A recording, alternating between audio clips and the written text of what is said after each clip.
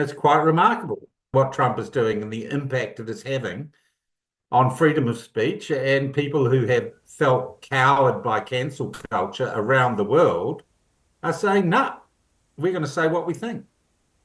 Mm. Incredibly positive. Do you have much faith that that's going to like spill into New Zealand? It kind of is, and there has been some progress in this.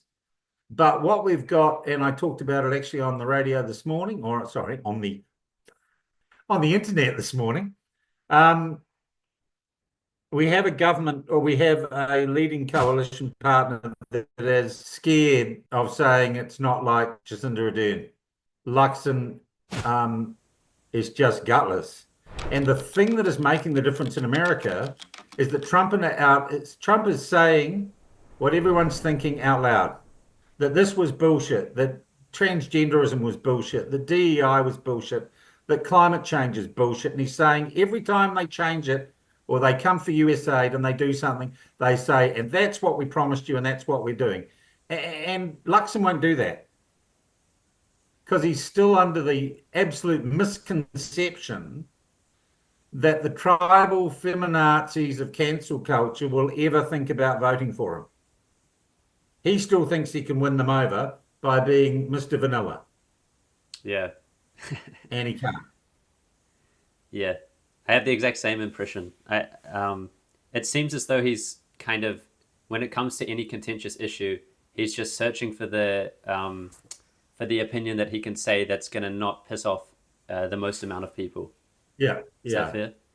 And what's happening increasingly in New Zealand is those who voted for change, and I think this government is achieving change, but it's not telling people it is because it's kind of embarrassed at the things it's doing because it's, I think, national at its very core has turned a bit woke, you know? Yeah. Um, and I think people are now turning, as in Britain, when you look at the rise of the Reform Party, right? People are turning to ACT in New Zealand First as better embodying the spirit of change that they want. And I think Yes. National's in incredible trouble if it doesn't listen to that. Yeah.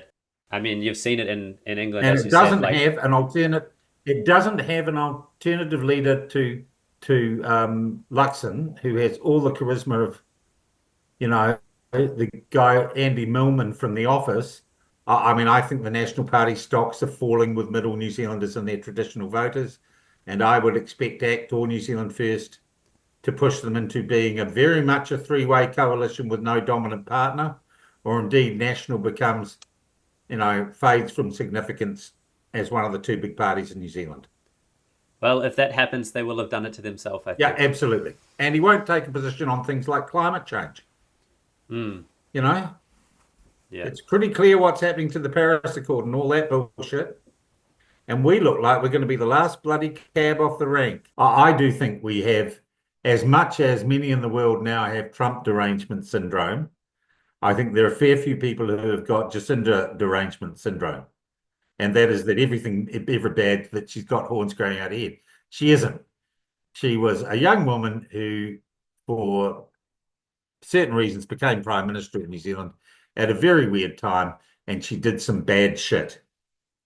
But, so what? You more view her as part of a movement, not like someone who was, Oh yeah, the whole crazy movement of yeah. of you know basically the new fascism of the left, Mm. cancel culture, identitarian politics, critical race theory, decolonization.